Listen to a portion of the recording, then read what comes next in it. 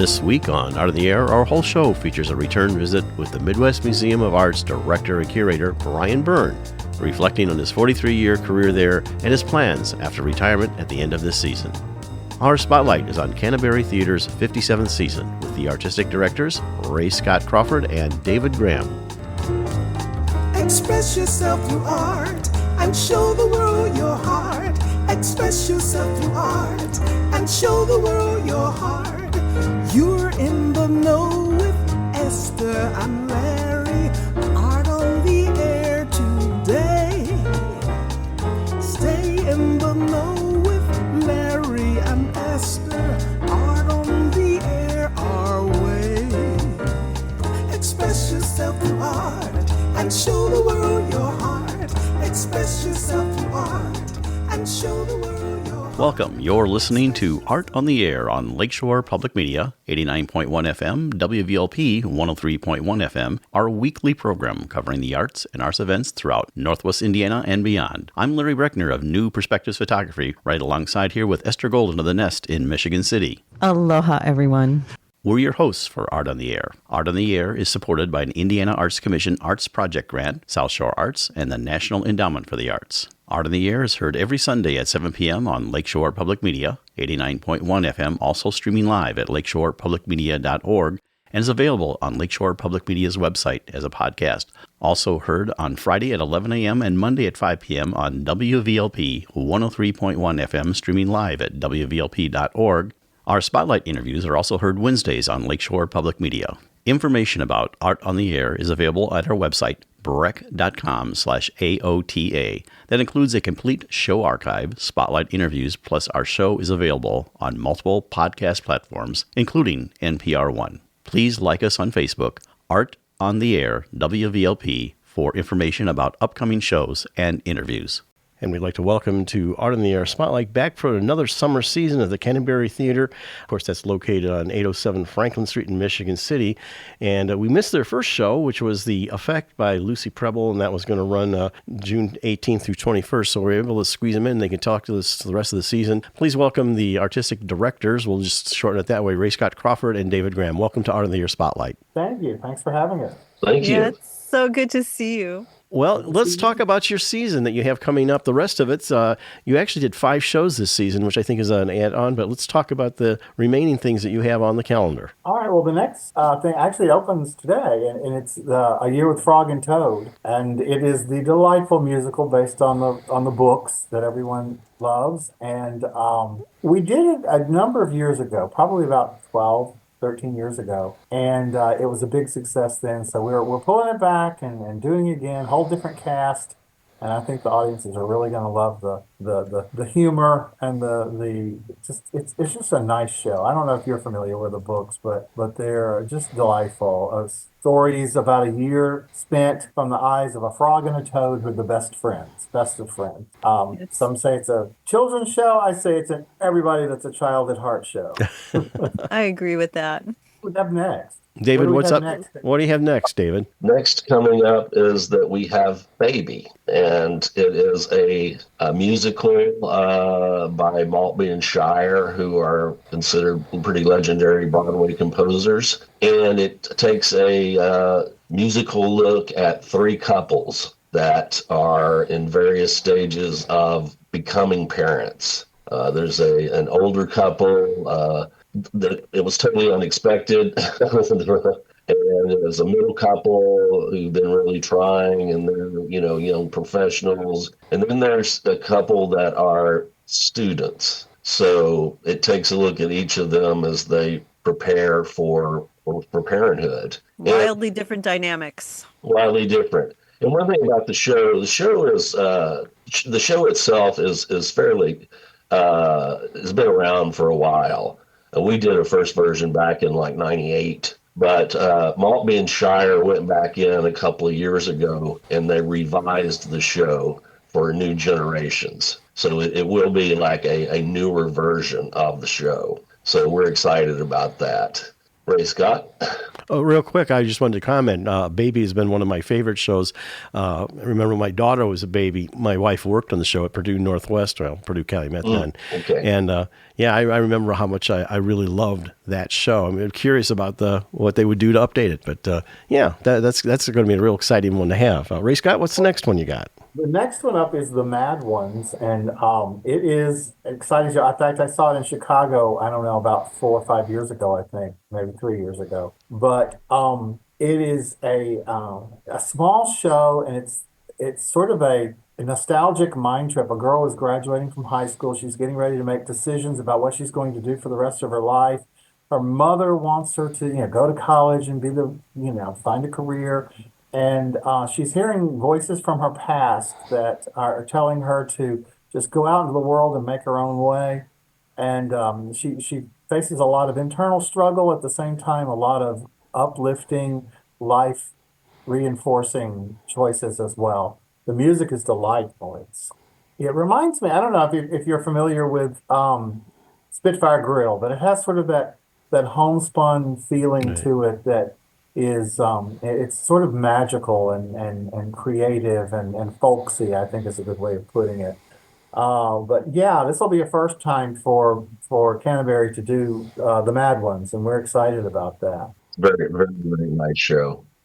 Our final show of the season will be Laundry and Bourbon by James McClure. And this is a very charming, quaint show. It's about 3 women sitting on their porch in small town Texas in the 1970s. And there are 3 friends that get together, of course, to, talk about the gossip and rumors in town. But then something happens where one of them finds out that they're the source of some of the rumors and gossip. And it's a very funny show. Yeah, it's very funny. It's very funny. So that'll wrap up the season for us. Do you have season tickets? Yes, we have season discount cards that get you 5 admissions. It's $90 for 5 admissions. And what's the best way to get tickets? Well, you can do it 2 ways. You can call the box office at 219-874-4269, or you can email us at info@canterburytheatre.org. And you can always visit our website at canterburytheatre.org. And can they order tickets directly from the website? This time. Not at this time. We're hoping to install that at some point in the future, but we're still working on it. So right now it's by phone or email. Great. Well, that's Ray Scott Crawford and David Graham. They're the artistic directors of Canterbury Theatre, canterburytheatre.org for, you can find out information about the shows. Their season is their 57th season. And of course, our mainstay of Michigan City. Thank you so much for coming on Art in the Air Spotlight. Thank you. We're looking forward to another great season. Thank you. Yeah, thank you. Art on the Air Spotlight and the complete 1-hour program on Lakeshore Public Media is brought to you by McCauley Real Estate in Valparaiso, Olga Patrician, Senior Broker. This is Clay Jenkinson for Listening to America, and you are listening to Art on the Air on Lakeshore Public Media 89.1 FM and WVLP 103.1 FM. We are overjoyed to welcome back the magical Brian Byrn to Art on the Air. We first spoke on February 9th of 2024. Brian has served as the curator of exhibitions and education for the Midwest Museum of American Art since 1981, changing the visual landscape of the museum. We've asked him back to talk about his history with the museum, the 46th anniversary, and turning the reins over to the wonderful Randy Roberts, plus what mischief or adventure is next. Aloha and welcome, Brian. Always terrific seeing you. Yes, thank you. Again, I've returned with more stories from the front. Unlike our previous interview where we ask you about your origin story, they can hear that one on our February 9th interview, but we want to talk about what's coming up, some of the things going on in your life, and of course your imminent retirement. Of course, as you know, I failed retirement, and I'm doing this, so I understand there's life. There's more life sometimes after what you've been doing for many years, and so anyway, we want to hear about what you're going to be, what you're finishing up doing, the transitions there, and things you have planned after you walk out the door. Well, certainly I've been involved with looking back at 43 plus years. And by the time I reach my retirement point at the end of this year, I will have served 44 years, which that ties me with the second longest serving curator of American art and American art history. And that other person, the late Clyde Singer, served 44 years in a capacity as curator for the Butler Institute of American Art, located in Youngstown, Ohio. And I've always admired that kind of longevity. And in my early years, I could have never thought that I would spend 4.5, nearly decades at this post, although I knew that every day was something challenging, every day was something new and interesting. And I certainly was using the rudiments of my undergraduate degree that I talked about in the last interview. And I was adding to that a lot, learning certainly on the job, but also being presented in certain situations where I was asked to attend conferences and the like, to upgrade my skill set, to upgrade my knowledge, and being a reader certainly of the American art history. When I arrived, of course, there was 2 books on the shelf about American art history. And in the lifespan of this museum, which in May will celebrate 46 years of existence here on this corner of the world, this pied-à-terre in downtown Elkhart, corner of Marion and Main Street, we in the lifespan of this museum, we have seen, or at least I've been witness to, the rising scholarship of American art history. So now what was once just 2 books, well, in our library, and there are many other types of books, but we have nearly 4,000 books, probably well over 250 on the subject of American art history. So that's been very gratifying. So I feel like I've kind of lived along the stream of life here. Well, you've charted the course for it, though. I mean, well, yes. Thank you. That's nice of you to say that. I think certainly with this institution, there were things set into motion that I just came into. And then certainly I helped in the propensity of forward motion and acquiring more. When I got off the bus down here, well, in Elkhart, you'd say when I got off the train, there were 224 works of art in the permanent collection. And at that moment, I had been introduced to the general public and to the membership as the Best of Show winner in the 3rd Elkhart Juried Regional. So this fall will mark the 47th Elkhart Juried Regional. And with that introduction, literally the spotlight that's shown on my face, 5 weeks later, I was brought in on an interview to replace 2 departing curators who were leaving under good demeanor to new jobs, to ratchet up their careers. But that was a situation where there was no permanent collection. So, Brian, don't you hang more than 250 pieces in that juried show? Oh yeah, and at least several hundred a year. Transition. That's right. So I think in the early years that juried regional we were speaking of was only 10 counties. Today it's 24 counties. It covers the northern tip of Indiana and the 4 southwestern Michigan counties. Yes, so it was kind of a shocker to walk in the first and see my artwork hanging there, and it'll be a shocker again because I'll be planning a 45-year retrospective of all those best of shows. So that'll be the one point you'll get to see early Brian Byrn work.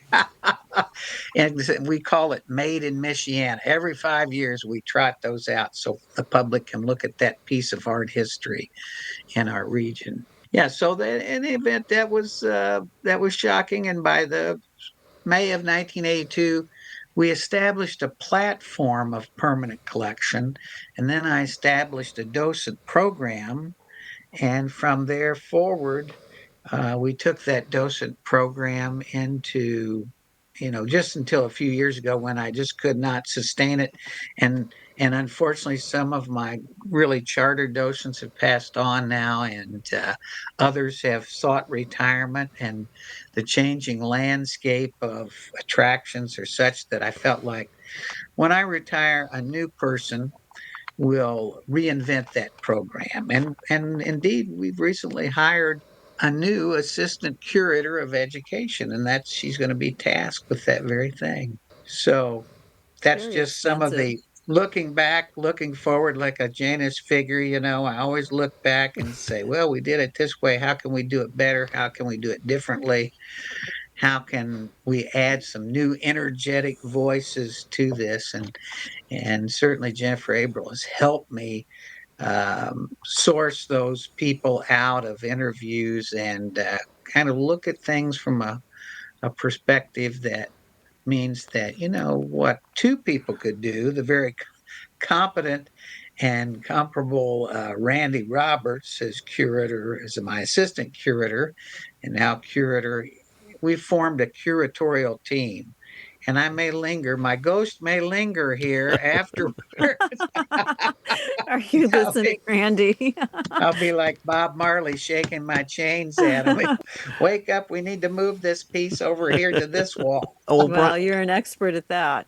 Brian, one question I have for you, with such a long career there and looking back at that, is there something that you wanted to do over the years that you didn't get a chance to do at the museum? Or have you think you got everything you wanted done?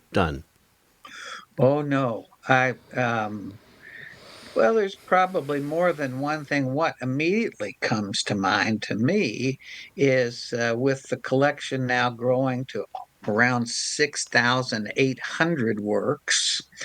One thing we're going to implement, and matter of fact, tomorrow afternoon we have our first curatorial meeting implementing a new software that organizes the collection. It will take a few years to fully document all of the works, even though everything is documented in hard copy files, to input it, to photograph it. So that this new Past Perfect program is going to be something that I'll at least get to see in its early stages as we launch it.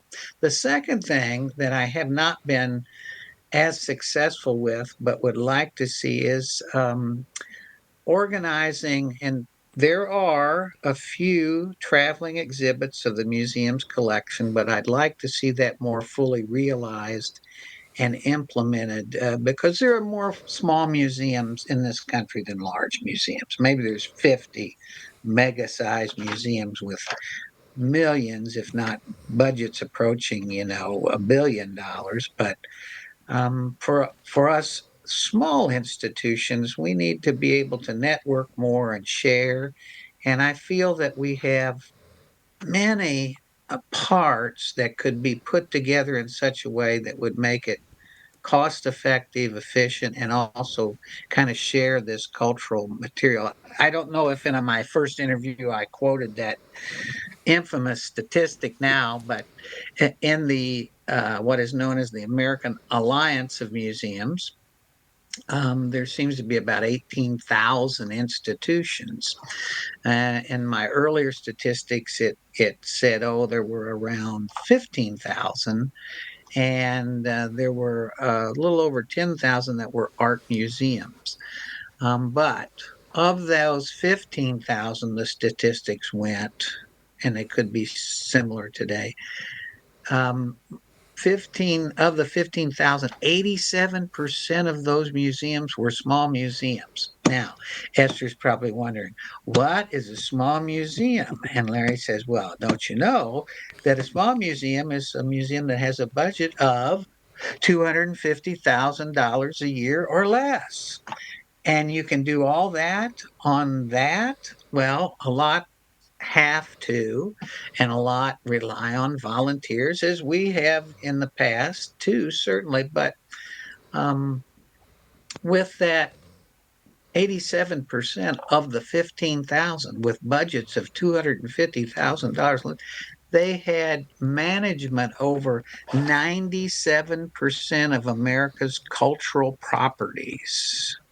So how do you maintain all that? How do you maintain the brick and mortar, pay the staff, let alone try to educate and preserve that? So it's And add to difficult. it. And add to it. Yes. So I think that as we go forward, some of the things that I have not realized was a way to share our collections and to share our programming in such a way that makes it cost effectable, affordable. I mean, I don't even think our friends, the other museums, other than perhaps the Racklin Murphy Museum, which is an academic institution supported by the University of Notre Dame, they may be able to afford larger budgets for traveling shows. But when you get over $10,000, and most traveling exhibits are in the range of 50 to 100,000 for a small kind of traveling show, it's difficult to find those kind of sponsors. So fortunately, we've reorganized our finances and created funds that will help support those ideas of bringing in at least one major outside show a year, helping preserve the collection as it exists and add to it, of course, and certainly provide programming and support. So maybe in my dotage and in my retirement, I might be called upon to to actually deliver a traveling exhibit from the Midwest Museum's collection to some small museum in southern Indiana. I don't want to drive over Curator 200 miles. roadie. Right. I would be a road dog for sure. So, but that's one thing. That's a big thing, and I just want to, I think our founders too had this vision of sharing, beyond just the confines of the art world, beyond the academic art world, sharing with the broad basis of public original works of art, providing some kind of guided programming to help build that appreciation and understanding. So I guess I still have a little gas left in the tank, but Well, you brought up about financing, and I just curious about, well, as you well know, and the Indian Arts Commission just took a 30% reduction in their funding. How you see how that might impact your financing? It looks like, I mean, I don't know if you own the building, or maybe explain that whole thing. Maybe your financing, maybe it won't as your museum may not have as much impact as does on smaller venues. Well, it certainly has an impact in terms of if we want to support other institutions in their efforts that help, buoy us all up. The tides raise all ships, that kind of thing. But it has minimal, if any, impact on the Midwest Museum. Long ago, the labor-intensive nature of writing grants seemed too much for a staff of 2 to 3 people. And so I spent most of my time with my predecessor, the late Jane Burns, in our community and expanding that community through the juried regional outward and inviting artists and learning about artists from other communities and making contacts. So that kind of sourcing out or insourcing help through first purchase awards and then perhaps memberships and later donations have really escalated for us. Now, we don't have buckets of money.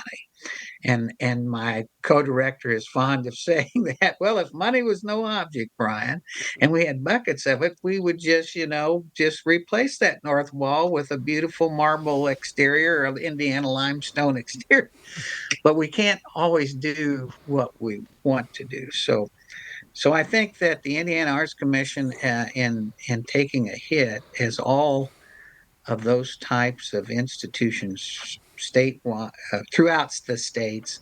I know there's a lot of hubbub right now at the federal level about the IMLS being eradicated or stripped down, and the Indiana or the National Endowment for the Humanities, let alone the National Endowment for the Arts. It's a trouble, if you're in business, Larry, and you're a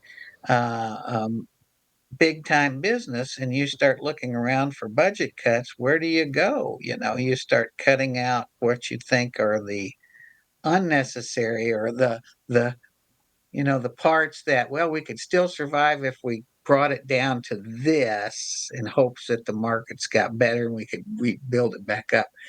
I don't know. This seems to be more permanent and detrimental. It may be a long lasting effect. And I'm for all of the arts in every way, shape, and form. And I think that's what gives everybody an opportunity to reinvent themselves. Well, To and learn. artists are historically innovative, so there will be, they'll be Absolutely. shifting, and yeah. And I guess, we'll survive. Maybe I don't think we can say we got too comfortable, because I remember the arguments in the late 60s when someone went out on a hill and took a load of TNT and blew up 2 tons of clay and called it a work of art, and that just enraged senators and congressmen and so on and so forth. And that will continue, because artists do challenge us. Artists do mirror our society. And right now, I have a great show called Politics and Religion. Is that not provocative enough, Esther? I mean, really, that alone will bring people in. And we have a big banner over our door. And the only thing I would have changed, it says, "Come join us," and I would have said, "Come join our party." Well, Because it's a celebration of artists speaking out. So, well, and also, you'll be showing a movie, Art in War. And yes. even in these situations, I had friends in Vietnam who, even if it was raining, they still sketched and tried to keep their work dry and brought it home. It's just, you just can't stop it. No, it's cathartic, and it's important, and a pencil is a very portable tool, and you can draw on anything. And Robert Rauschenberg once said, "I can draw a painting or a picture in the air." Right. And he erased a Willem de Kooning drawing to prove how, little regards he had for the act of creation itself. But I think that you're right. And our film will be about the National Gallery of London during World War II, because that coincides with an exhibit I put together of our some of our Gabor Petterdy etchings. And we have the largest public. I'm going out on a limb here, Larry. Help me. I'm going out on a limb, but we have the largest public collection of Gabor Petterdy's etchings, works in general, in the United States, outside of Yale. Now, I wouldn't count Yale as a public collection. I count that as the largest and the oldest university collection.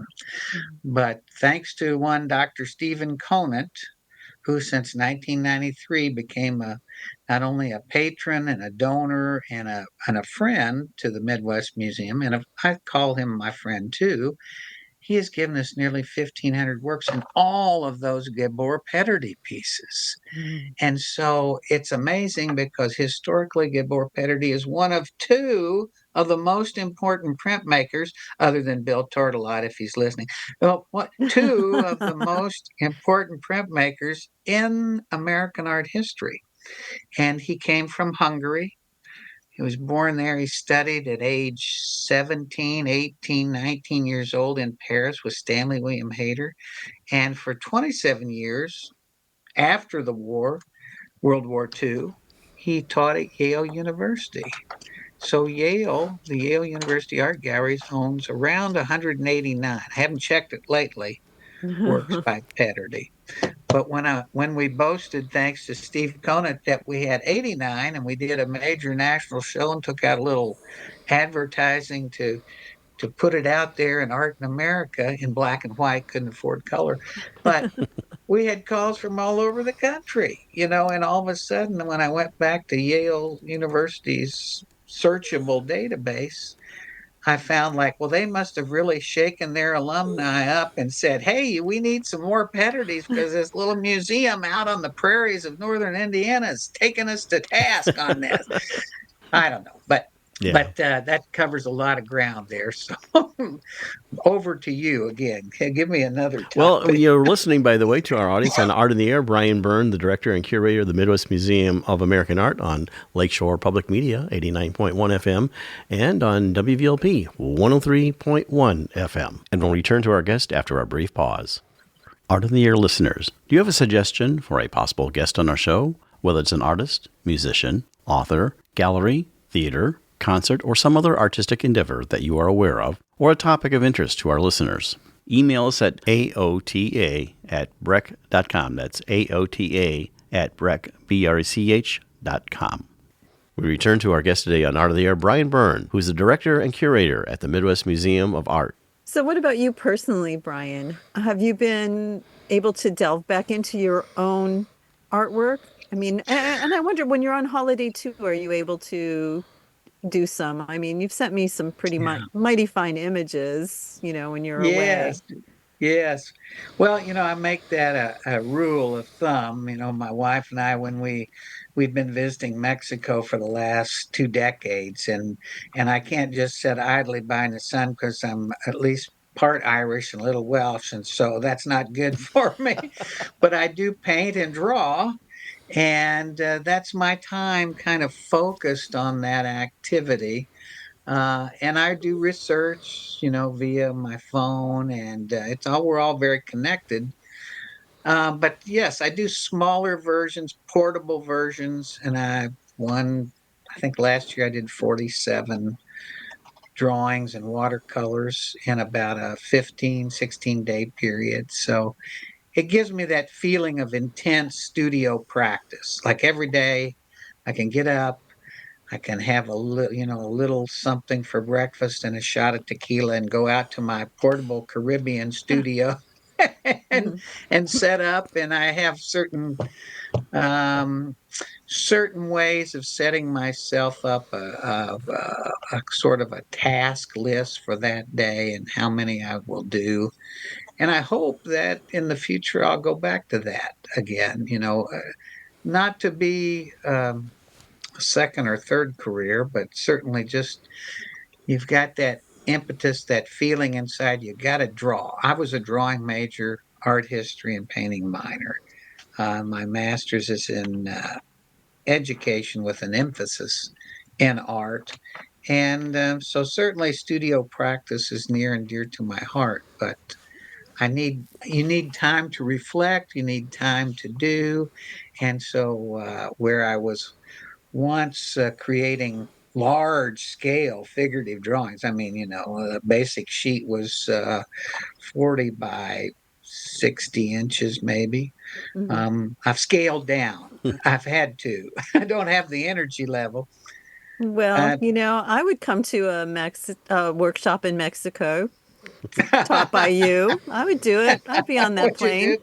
Hey, now that's a thought. I think the late Jan Sullivan of the Art Barn used to haul all of her constituents somewhere down in Mexico, and they had a little retreat enclave. So that might be something. Yeah, sign me up. Podcasting, and Larry said he's going to help me learn how to podcast. So you might have to have 3 screens. But no, thank you. Yes, well, that's a possibility. To me, retirement is just endless possibilities, and I think work helps me focus, particularly on the administrative duties and on the curatorial duties, and helping staff move up and me move out of their way so they can accomplish new things, new goals. But I have a lot of ideas about what I'm going to do. And I may take the first 6 months off and do nothing except sit on the porch and watch the sunset with my dog. There is merit in doing that, too. Well, that's refreshing. It's sort of a palate cleanser. Yeah, that's right. The stopgap between, the next thing. But um, who knows? Yes, I've been asked to think about, and I would never do this while I was an employee of the Midwest Museum of American Art, show my work here. And so I've been giving some thought to what a retrospective might look like.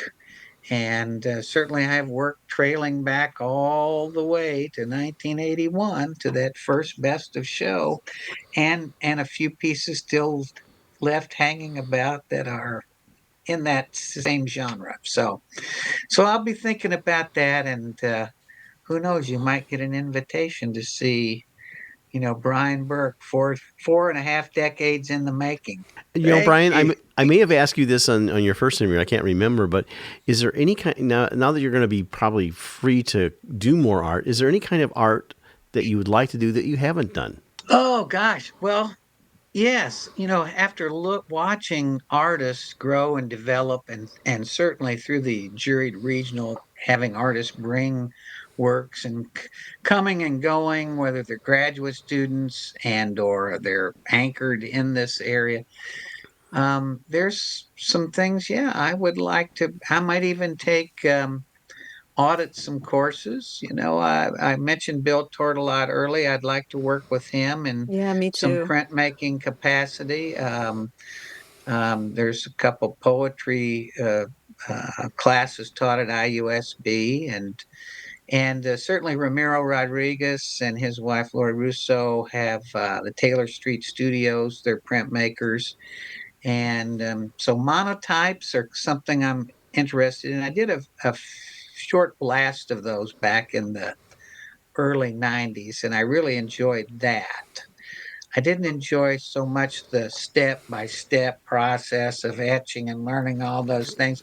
And then also, my friend Bill Kramer, I told him I'd like to haunt him a little bit in his retirement as a ceramic artist professor at Notre Dame, and make some clay again. I really loved clay when I was a young person, but I never chose that as my path, unfortunately, maybe. Because right now you might have been talking to one of the famed Michiana pottery tour artists, like Dick Lehman, although I don't think I could have ever matched Dick's prowess, and he or Justin Rosshank, either one. They're great beyond potters, ceramic artists like Bill Kramer and certainly Mark Gertson. So we're blessed with a lot of great artists that I'd like to sidle up with and see if I could do that, learn that or something. I only have a short time left on this rock, so I have to kind of mediate what all those things. So, but Where you yeah, want to put your play. energy. So I don't know if this is, you don't have to give away any secrets if this is giving away secrets, but with the juried regional, are there plans to go digital in the future? That's all going to be determined by the next crew that steps Mm. on board. I don't know how that will go. Since I'll be involved, this should be my last juried regional. I felt like, at least my colleague Randy Roberts felt like we ought to kind of continue on. We know how to work it. And then as he adds the two new, and we'll have some new hands and eyes on this, the two new assistant curators to help. Yeah, there might be a possibility, but I won't weigh in on that yet. So I do it the old-fashioned way. I like to look at the art right up close and personal. I know. And there's something really special about bringing it in too. I don't know. It's like a Well, mini yeah. reunion. And you get to talk to, and that's a touchstone for the staff, and there'll be more staff. And how will these younger staff members ever know who this 50, 60, 70? Last year the oldest artist was 94. Who these artists are and what they have contributed. You learn stories along the way, and I would like to help maybe arrange some of that for some of these artists. So I might be dovetailing back into future, just promoting, oh, talk to this artist, before, because they were so important at some point or another. While you're talking Yeah. about that exhibit, when is the call for art for that juried show? And That should be going out sometime around August 1st. That's okay. what we always say. Last year, I believe Randall had it a little bit ahead of schedule, about mid-July, but we're working on have the two judges already selected for this year. I think both of these people will be absolutely outstanding. They're both excellent artists, and they have both been teachers, so I think they have some nurturing qualities to their judgment process, their subjective judgment process. And Are they from two both, different facilities, or are they from the same? yes, Okay. they're from two different areas and two different disciplines. Oh, One excellent. has a graphic design background and teacher, and also is an administrator of a small university art gallery in his capacity as a professor, and the other taught figure drawing and painting and is an award-winning artist and has been a past best of show winner at the Midwest Museum of American There Art we before he go. moved on. So I was very pleased to source out these two gentlemen, and the judging I can tell you conclusively, the judging process will take place on Sunday, September 14th. So we're just working out the calendar before that. But somewhere around August 1st, you'll get the call and download the materials, look it over, fill it out, and then sometime after, maybe immediately following Labor Day, we'll begin the entry process, bringing the entries. Yeah. Ah. And what type of Exciting. art do you usually have in your exhibit for the juried show? Oh, it's all media. So we never know. We brace, just in terms of numbering. How many numbers? Last year was a near record number. I think there were 267 artists brought, and the year before was 219. So that additional number of artists bringing, and they're asked to bring one or two. I think 85% brought two works. So that alone prepares you to figure out how you're going to temporarily store and handle each. And it's all media. And so long ago, I think, Larry, when I turned 50, I decided I can't lift 150 pounds anymore. I can only lift 100 pounds. So I'm going to lower. But now Randy, I think he could lift 150 pounds by himself, but I didn't want to break his back either. So since we have to manage and handle these, we have a limit of size, 7 feet in either direction, and 100 pounds, 100 pounds. Excellent. So, and it'll be a lot. I think that was over 450 works of art to Wow. manage. And when you figure you handle each one 6 times, do the math. At least. That's a big inventory.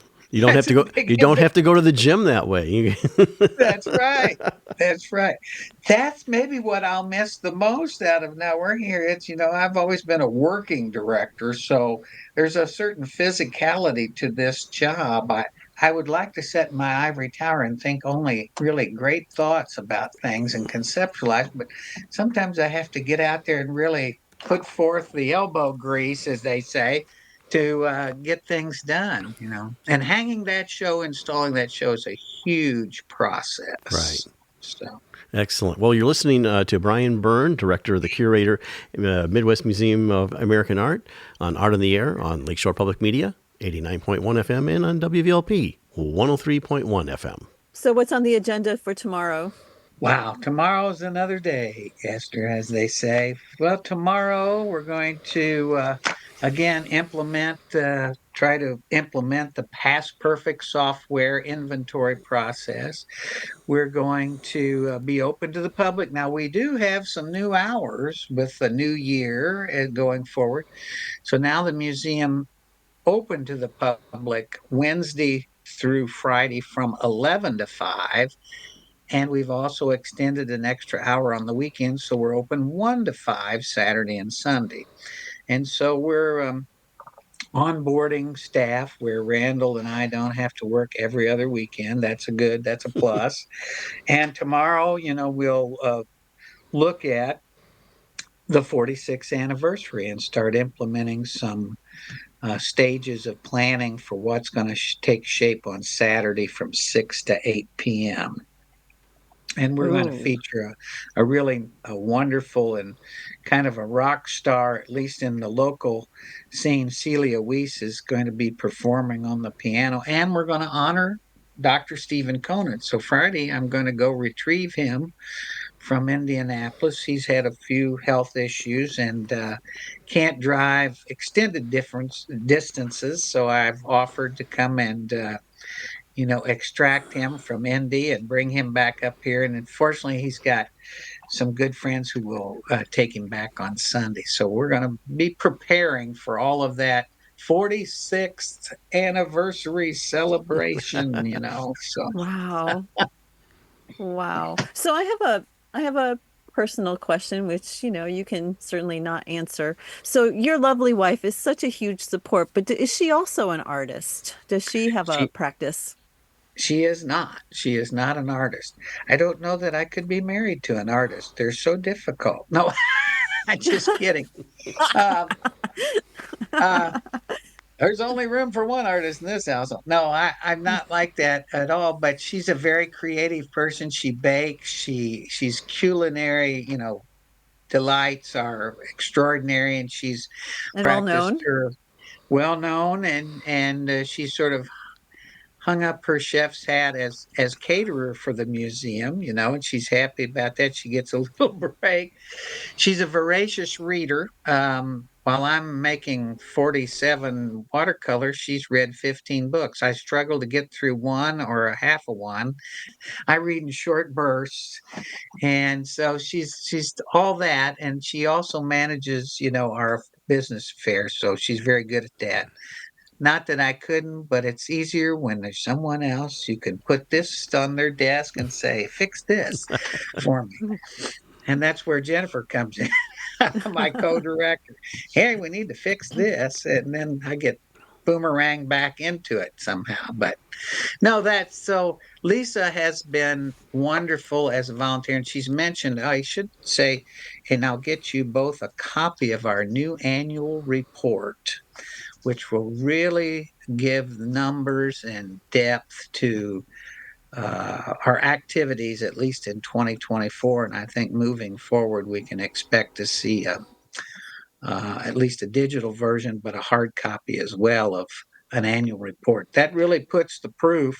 When I read it, when I looked through it as our graphic designer had sourced it out, I got a little teary. I have to tell you. I mean, it really makes you feel like, wow, we really did do all that. Yeah, we made a difference. When you see it concrete like that, I guess. So It's kind of that's and, kind of and me as a visitor to the museum, I've brought many friends, and the testament is also on those walls with that oh, permanent collection. well, thank It's you. Thank you. Other than your ray of light that you brought to the museum, I think years ago, and your really exciting and interesting work that was witnessed by when you gave a gallery talk. I think people were just astounded by your practice. And well, thank you. Yes, thank you. the collection is phenomenal. I Oh, mean, for a city 53,000 to have amassed this type of collection, and it's due to just a few, which will be mentioned in our annual report. The key family was the Burns family, Dr. Richard D. and Jane Burns. They cast the die, they set the pace. American art, they gave 47 pretty major works for any museum to own. And then Dr. Conant, 1,500 works, adding in historical footnotes and sidebars and filling full gaps. I mean, he's just a phenomenal collector. Doug Grant and Karen Grant recently gave an extraordinary collection of American art pottery to the museum. all of which is on display right now throughout the main gallery, a new custom case, the Overbeck collection of the Overbeck sisters. Oh my gosh, I'm so in love with them. Largest in the country, if Yeah. not the world. And it's just those individuals, those works could have been scattered to the four winds, but they came to rest here on this corner of the world, and we've maintained this now 100-plus-year-old building, and we continue to maintain it, and it's an artifact unto itself, but it's in pretty good health. We're working on improving that for the next 50 years, and that's what's so phenomenal, that we've had this facility that started with a dream. The Byrns had this dream. They drove by this former bank building. They said, this could be a museum. This would be a good place to start a museum. If you have more millionaires per capita than any city in the country, and population 30,000, then there should be a lot of people interested in, promoting the visual arts and learning about their own American heritage. Well, a few of them did, and we're very pleased because other museums have lined up to want and ask for pieces that ended up here in our collection. So it's a treat. It's stupendous. If someone wanted to donate their artwork, whether it be an artist or maybe their estate, would you be interested in that? Would they, if they approached you about someone who had a body of work and adding to your collection? Yeah, I think in the past, Rand and I, and then the late Jane Burns and I, kind of formed our own policies on collecting, but we're going to have new set of policies, and perhaps, well, I know we'll have a new committee that will review, and then it will be left up to trustees, because after you reach 6,800, you have to start to think about how can you properly care for what's really relevant and important to what we already have, what we might have to get rid of to make room for new works. Because at this point, it's about enhancement. You just really, right, be careful. I think if somebody comes along and offers me a Georgia O'Keeffe, I'll say, well, like Dick Brower, I'll say, I'll drive around and put it in my trunk and I'll bring it back. So that's the story. How he got that from Chicago. So I just put that in my trunk and drove it back to Valparaiso. So I don't think that's going to happen. There are things out there that I think that will come along that will need to be a part of our story. And that's really it, right? This is all about telling stories and making it appealing to not just the acolytes of American art and the academics of American art, but to everybody. How does your story work here? And there's a story at all levels in visual arts, right? Esther, there's stories right outside of your door right now happening, and the regional points that out. Well, we have like about 2 minutes left, and I was going to ask you a couple things. One, I asked you what you want to do artistically, but is there something you want to do non-artistically in your retirement that you say, I've never been able to do? What is that? You mean like a bucket list? Yeah, a little bit, yeah. I can't really think of anything. It just feels like when I was 23 and stepped into this role, I thought I had done about everything there was to do, and I could prepare myself to be a starving artist and live in Chicago, probably on the streets of Chicago. But now, as I get older, there's more and more I learn that I don't know. So I guess, I just want to keep learning about anything and everything is interesting. I had a great mentor who was like that.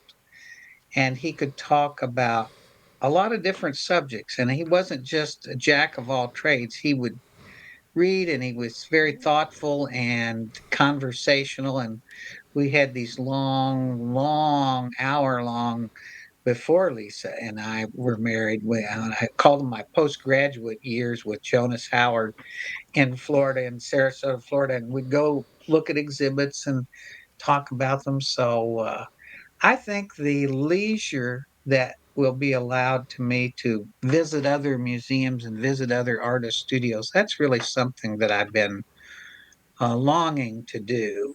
and have not had a chance to do.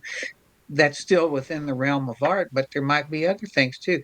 A guy has invited me to a chili festival, not eating chili, but chili pepper festival that I met, who was the person in charge of artist Bonnie Rock's nephew, Ted Wagner. And so I thought, yeah, I'd like to check that out. Is See that what in all these Texas? chili I read about one in Texas. It's in Indianapolis. Oh my gosh. Well, so much easier Yeah. to get to. Yeah, that's right. Maybe that'd be my launching pad to Santa Fe. Brian, real quick, tell us where the museum is for audience. Oh, thank you for that. We are at downtown Elkhart, 429 South Main Street, diagonally across from the Lerner Theater. You can't miss us. We're the other half of the Arts and Entertainment District in downtown Elkhart. And you can check out our website at midwestmuseum.org. It's been upgraded, and there's just so much to explore there. You can email us, you can call us, all that information's online. So, well, we thank you for coming back on Art in the Air. That's Brian Byrn, Director and Curator of the Midwest Museum of American Art, and coming back to share his story here on Art in the Air. Thank you so much for coming back and sharing your art journey and also what's going on in the future. Thank you, Larry. Thank you, Esther. It's always a pleasure. You guys do a great job and a great service to the Michiana region. And it's always a pure joy talking to you, Brian, and especially seeing you. We'd like to thank our guests this week on Art on the Air, our weekly program covering the arts and arts events throughout Northwest Indiana and beyond. Art on the Air is heard Sunday at 7 p.m. on Lakeshore Public Media, 89.1 FM, also streaming live at lakeshorepublicmedia.org, and is available on Lakeshore Public Media's website as a podcast. Art on the Air is also heard Friday at 11 a.m. and Monday at 5 p.m. on WVLP 103.1 FM, streaming live at wvlp.org. If you have a smart speaker like Amazon Alexa, Google Assistant, or Apple Siri, just tell to play Art on the Air to hear the latest episode. Our Spotlight interviews are heard every Wednesday on Lakeshore Public Media. Thanks to Tom Maloney, Vice President of Radio Operation for Lakeshore Public Media, and Greg Kovach, WVLP's Station Manager. Our theme music is by Billy Foster with a vocal by Renee Foster. Art on the Air is supported by an Indiana Arts Commission Arts Project grant, South Shore Arts, and the National Endowment for the Arts. We'd like to thank our current underwriters for Lakeshore Public Media, Macaulay Real Estate in Valparaiso, Olga Patrician, Senior Broker. And for WVLP, Walt Breidinger of Paragon Investments. So we may continue to bring you Art in the Air, we rely on you, our listeners and underwriters, for ongoing financial support.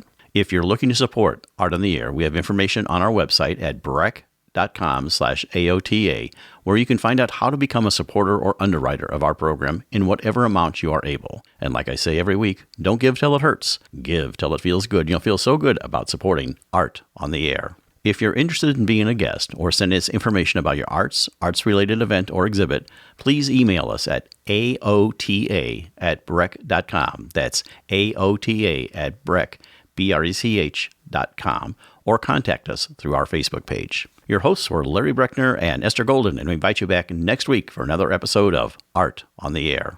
Aloha, everyone. Have a splendid week. Express yourself through art and show the world your heart. Express yourself through art and show the world your heart. You're in the know with Esther and Larry. Art on the Air today. Stay in the know with Larry and Esther. Art on the Air our way. Express yourself through art and show the world your heart. Express yourself through art and show the world your heart. Express yourself through art and show the world your heart. Express yourself